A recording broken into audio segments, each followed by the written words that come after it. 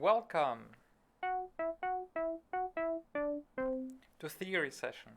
Um, this week, um, s- uh, a theory session is of week 7. Yes, and we start talking about interactive storytelling. Okay, this is not a paradigm shift. We so far had we started out establishing a paradigm with Plato. We reinforced it in a strange way with Aristotle. Then we crushed. So we further filled it with Campbell, the monomyth. Then we crushed it and shifted the paradigm with Brecht. And now we have another paradigm shift, and that's in interactive storytelling. The reading for this week is underneath. This link to this is underneath this video. Um, I I picked the Introduction to New Narrative. This is a book that collects a lot of essays to the topic of narrative theory and practice in the new digital age. Oh yeah, stories and storytelling digital age is even named like that. And I picked for you the introduction. Okay, these are 7, 8, 9 pages which introduce you to the topic, and then you will have from that onwards you can pick chapters that you like, that you feel like they sound interesting, and you can have a further read, right? But I just want to show you, just want to give you the introduction to read. This is from page 1 to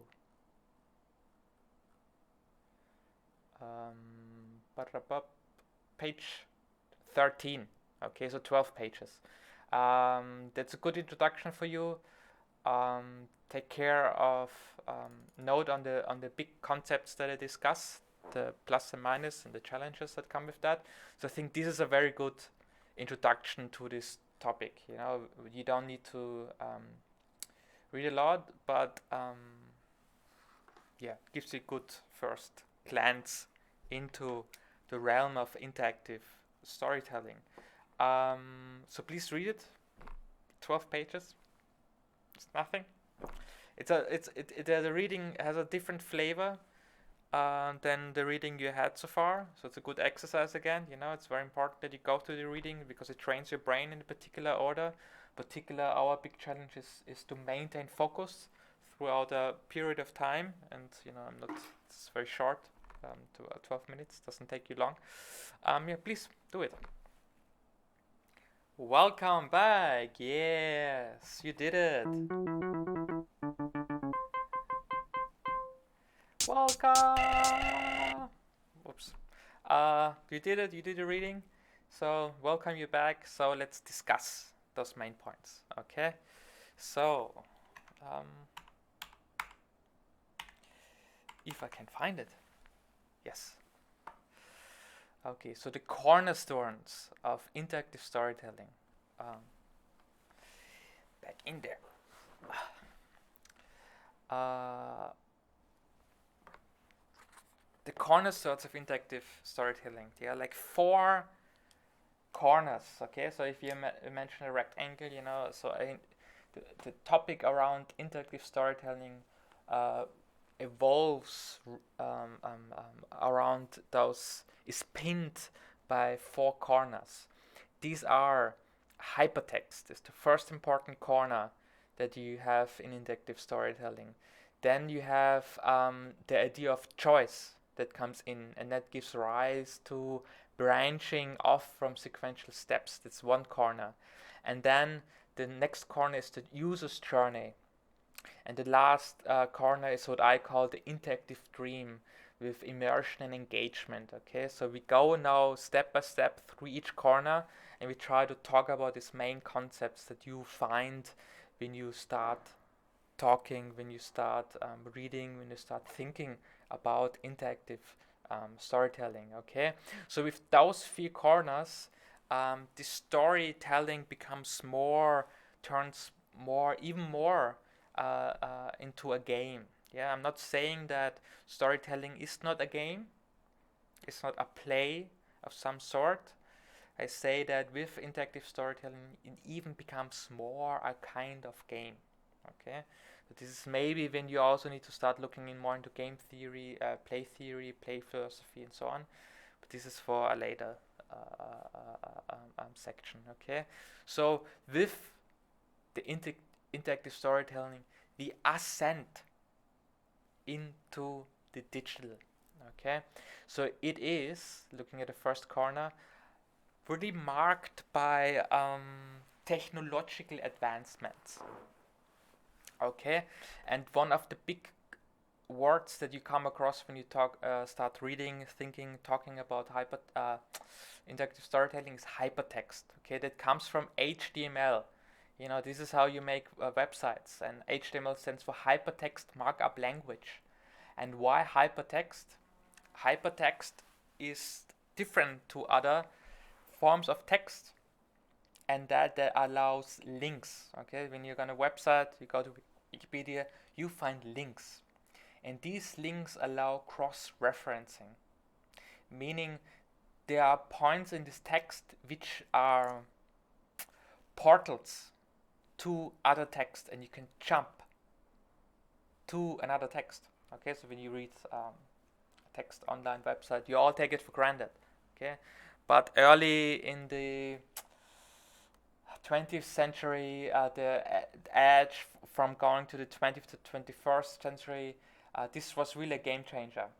And so now with hypertext, we can connect the unconnected. And that is challenging the narrative structure. So now if you write text in hypertext, this is now challenging for the narrative structure, because as you may remember, with Aristotle, it was a good story needs to have a beginning, an end, and a middle in between. Now, when you go on the internet and go to Wikipedia and click and click and click and jump and surf under those waves through the World Wide Web, you know, sometimes it's more difficult to end up with a sense of completeness. You will unlikely, with those journey, you more kind of get lost rather than getting led back into the beginning but changed. Okay, so you have here a contrast between closure, which is traditionally very important, a sense of closure, and versus open-endedness. You know, this is now open. This world is now for you open to explore ad infinitum. Versus now, you know, you start here, at the end we come full circle back to the beginning. Okay, and coming it back to beginning, giving it a sense of completeness, arguably a key characteristic for any good piece of art. Okay, so by you going just about hypertext, you may say, oh yeah, no, it just can open-ended like the world itself, but then you lose both a feeling of closure at the other time, at the end of the spectrum. Who says that the world is open-ended? Okay, so okay, and this is also marks a shift where now that the audience, you as the reader, can click whenever you like, you don't like, on this link, that you become the user who uses the text in order to jump to another place or look for, find, whatever, but also you potentially being used. Okay, so this is when we jump more into the ethics of it a little bit more. Okay, so two important part. Okay, with hypertext is a technologically fueled paradigm shift where you now can link text to another, so you can jump out of this story into another story, and you jump, make leaps, make steps and steps through portals on the World Wide Web. Or on any other device, you know, CD-ROMs, as it was at the beginning, were allowing you to jump from chapter to chapter at will, and so on. And then the audience becomes a user, and it has impacts to the narrative structure itself. Okay, so with that now, you know, if you have in front of you, you read a text and you have a link in front of you, And now you can ask yourself, do you click on this link, yes or no? Or you have the choice between two links, yeah? Am I going to this link or to that link, you know? Suddenly the story structure itself, rather than becoming sequential step, 1, 2, 3, 4, 5, now suddenly you can come to 5 and can reevaluate.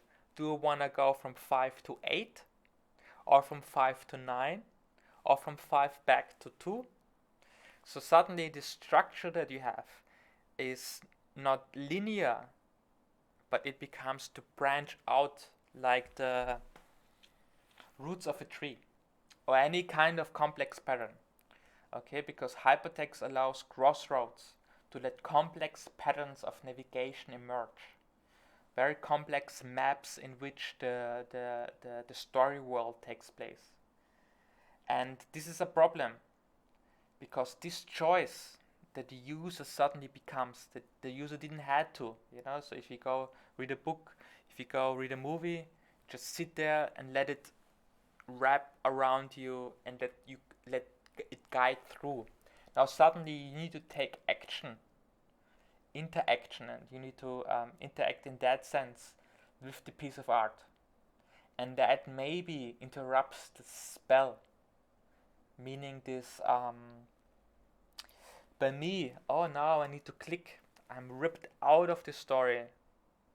Suddenly need to have a more critical distance, click somewhere, or technological mediated distance, click on it, and then I can jump back into it. Okay, this is also comes with a cost. Okay, so the user can choose what the main character is doing by should the character drink the potion, yes or no, and the user can decide.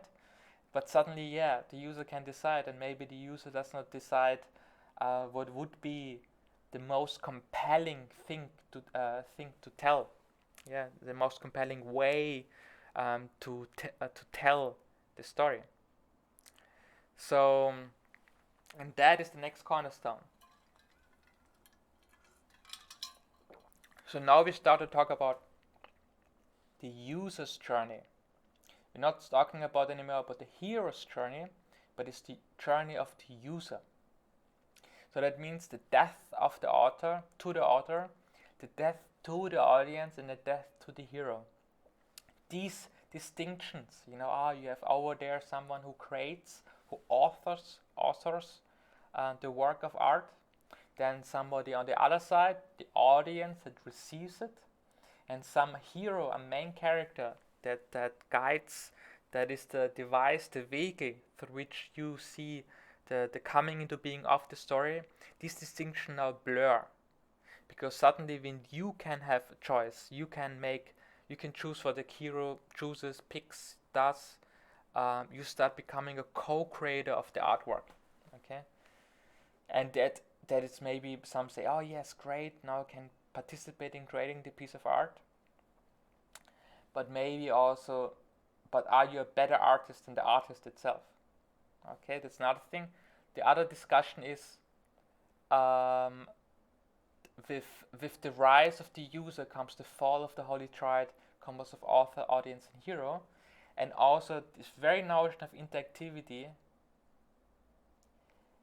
It implies that is led through advanced technology, implies that traditional media or media that was dominant for a long time, painting and so on, is not interactive. Okay, now think about that. You know, when you perceive in your experience of a piece of painting, you know, and our painting is not interactive because it doesn't have any buttons, you know, because it doesn't detect my gestures or whatever. Does it mean it's not interactive? Okay, like can the existence of a painting do without observation? So in other words, if no one is there that sees the painting, does the painting exist? So some would say it takes always a perceiver. It needs to have an experiencer for experience to be complete. So from this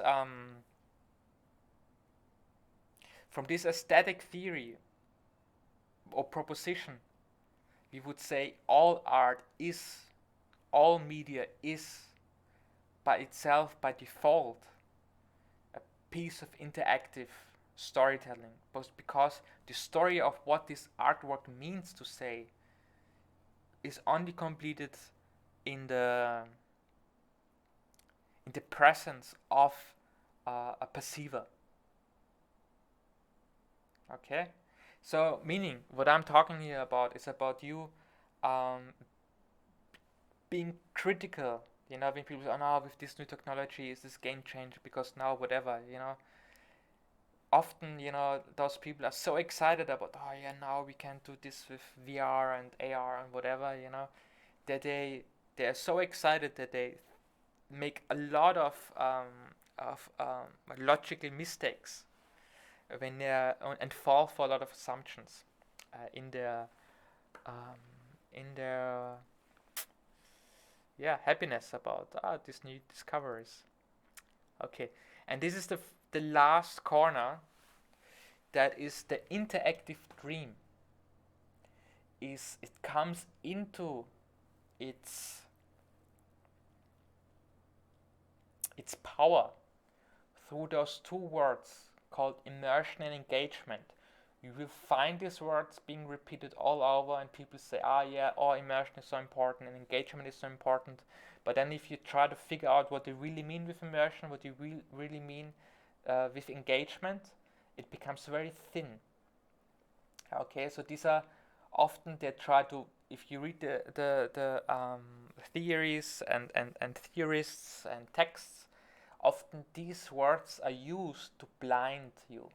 Okay, I want you not to be blinded by big confusing sounding words. Okay, so I want to take the fear from very complicated words that you can stick to just thinking soundly with something. Okay, so let's look at immersion. What is usually used what is meant with immersion?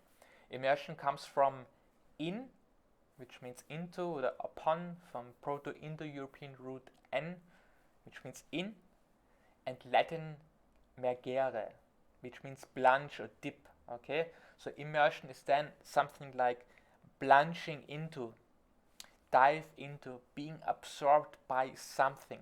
Okay, and this is not new. This is still that you have that there in Aristotle. This idea of Elios feeling pity, identifying, empathy, having empathy for the main character, that you believe those actions that you witness to be felt by you, that you feel the character's feelings. Okay, that you feel like you are in the skin of the main character. This is a very old idea. And ultimately this is the idea of collapsing audience and character. This is Aristotle's dream of mimesis, of representation, of imitation, that you imitate reality so it feels real. But also this is ultimately also Plato's and Brecht's nightmare. Okay, it's because it requires magic spells, deception. Feel like this is you. This character, this is not you. Feel their emotions. Because from the onset we need to investigate. Stories are vehicles in order for us to understand the truth. Myth trying to comprehend what the story of the world is, the story of you. Okay, so this is a vehicle for truth. Now when we start with those tricks, just pretend it's not you and there's someone else, you're someone else, this is when we start getting confused about who am I really that, is this really real, and so on. These are very so with this idea of immersion, okay, that you really feel like you are there, with this game, with this story, with this movie or whatever, but you're not. Okay, so like keep it straight. Like with Plato and Brecht, they say, like ultimately stories, art needs to somehow serve truth. and maybe even by opening with Brecht, is this more than with Plato. Brecht is like with actually destroying the immersion, destroying or not even acknowledging an effort into trying to put someone in someone else's skin. Okay, so engagement is related to that. Okay, so if you are engaged with someone, okay, so it already you associate certain things with it. Okay, it comes from the old French enchangir, to bind by promise or oath. So if you're engaged in with someone, you're binded, you're pledged, you promise yourself to someone. Okay, so this is spell binding. Okay, from the phrase engage on the pledge, from an in engage pledge. Okay, through Frankish from Proto-Germanic vadiare pledge. Okay, so this is like a it means something like bound to, being invested in, honoring or valuing. And this is a radical that we go from. Okay, so this pledge, this aim of story that you have in Aristotle, with this idea of cathartic effect, that this is about purification, about clearing, um, also about a didactic effect, that means educating, also with Brecht and Plato. The story is about educating, this is about knowledge. This is now replaced when you look at how interactive stories come into being in very modern context with Twitter, TikTok, Facebook, Instagram, etc. That this is now replaced by triggering addictive neurochemicals. What do you mean with that? That how, where's my phone?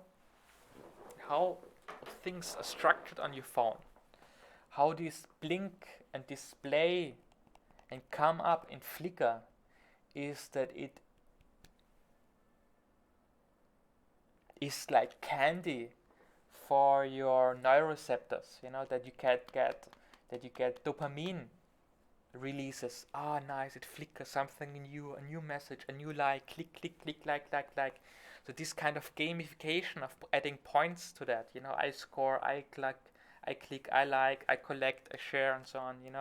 There's these levels of interactivity, these ways of interactivity, which try to make me more engaged. Is actually making me more addicted on a neurochemical psychophysiological level. And this is again like when you critique immersion, you also in the same breath you critique engagement, in the sense that it strengthens the spell.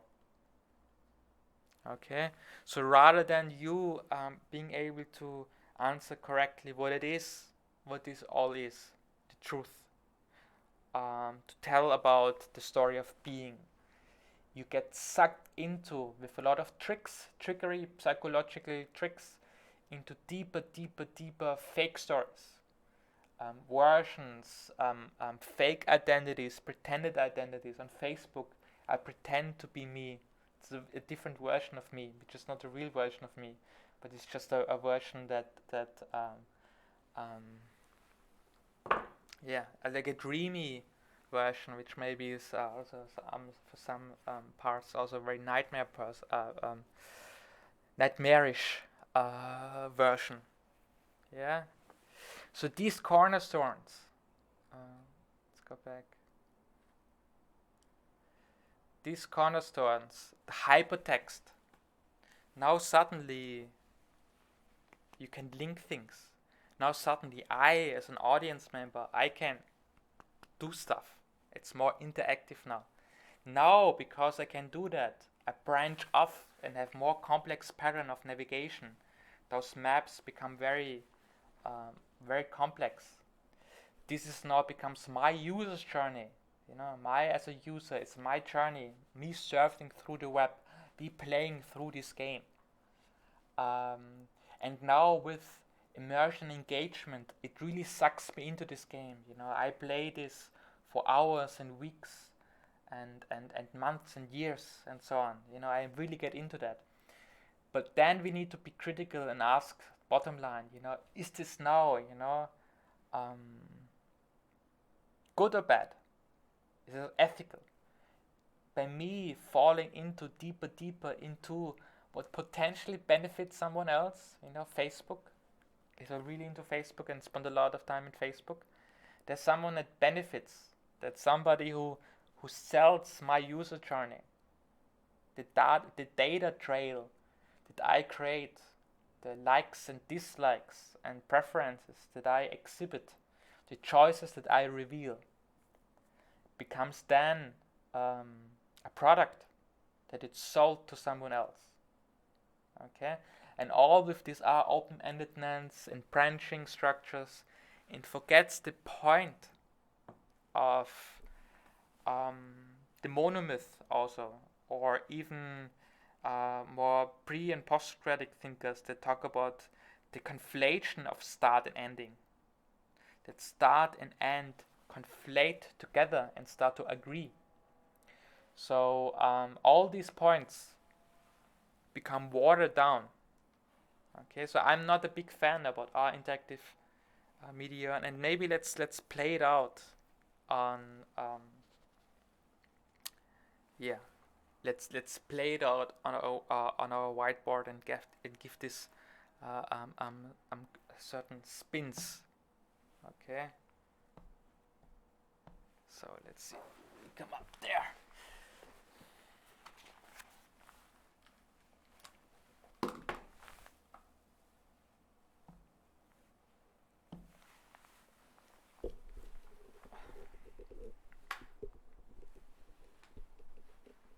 Where's the pen?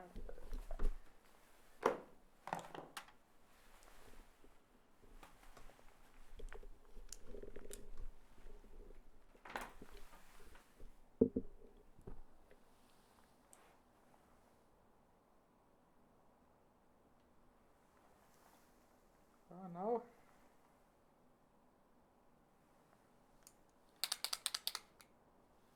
Was wrong. Okay, so we are still in the cave. Okay.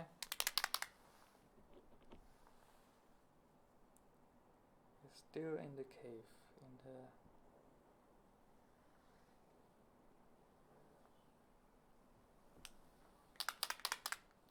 Deep down, and then this is the hollow depths, the phenomenal world of fire, of fake light. And now we think that this new technology, this new light that we have, those screens, that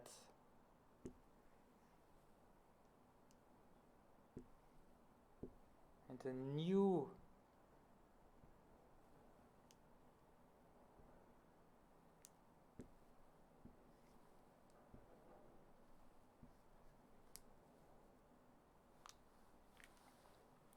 so this is now the new light is the light of technology, the display that illuminates the dark, the enlightenment that we were seeking with Plato, is now mediated by the fake light of technology. So with those VR, AR, MR, we forget what RR is. Virtual reality, augmented reality, mixed reality. What is real reality? And who says that we're not still boxed in the cave? Okay, so we think we emerge out from the dark caves of fake light because we now have new tricks up our sleeves. Those VR glasses, those headsets,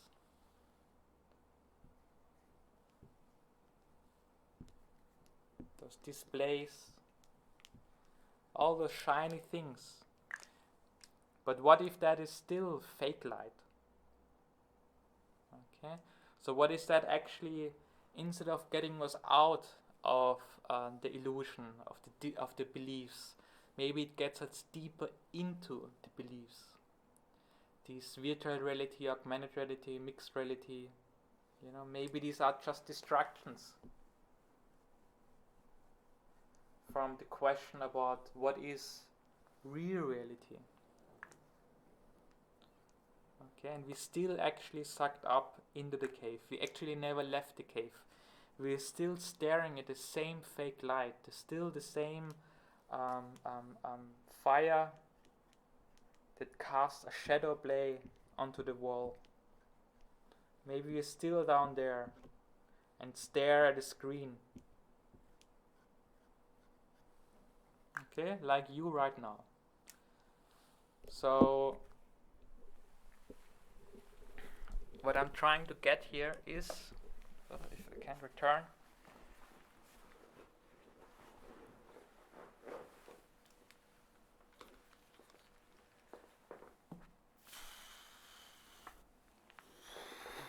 What I'm trying to get here is that we are still haven't solved. You might say we just updated our technology. We just updated our tricks, but the tricks are tricks. Okay, so only because the scam got more elaborate, like this fake light got more advanced. We just advanced in telling lies. We just got better in telling lies. Yeah, only because we got better, we ascended and increased our levels. Maybe we greased them into getting more lost, into knowing less and less. Okay, by us telling those stories in a particular way, structurally, a particular way. Okay, so this is to start thinking about interactive storytelling. Yeah, and I want you to be critical. Only because this interactive storytelling, this is like a new paradigm shift that comes with very sophisticated technology. Maybe it's just sophisticated trickery.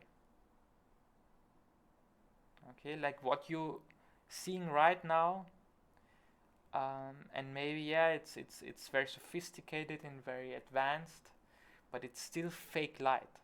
Okay, we're still in the cave, seeing those flickering, watching this flickering fire. It's still a shadow play. We should assume that, and we should not assume that only because somebody wrote a book 2020 that they know anything better than somebody that wrote a book 2,500 years before. Okay, we still need to be skeptical. We still need to be critical and probe and test the underlying assumptions that are presented to us. Okay, so this is the challenge. Okay, so ultimately I want you to strengthen your thought muscles. Yeah, and not just and buy into stuff that other people say, this is great, this is cool. Think for yourself, why, how, what's the point, and so on. Okay, good. So this is week 7. Okay, this is an introduction to interactive storytelling. We have a big cut now with week 7 because week 8 will be submission again, and then we have week 9, 10, 11, and then 12 is again submission. We have 3 more weeks in order to clean all this up, in order to make sense. Okay, so far you should realize that we just increased questions. We got more and more intense, more and more. We found more and more ways to ask questions, but we did not answer anything. Okay, and I will try to bring back. We now swam deep out into the ocean and we got lost. We don't know where we are anymore. It's open-ended, it's interactive, it's technologically mediated. But where are we? Okay, so in order to close this, I will spend in the last 3 weeks of our theory, and we will need to revisit the origins. We need to go back into the cave. Back into the cave. Okay, good. Thank you for the day. We meet in another session. I wish you very well, and hopefully you see where this is going. Okay. Thank you.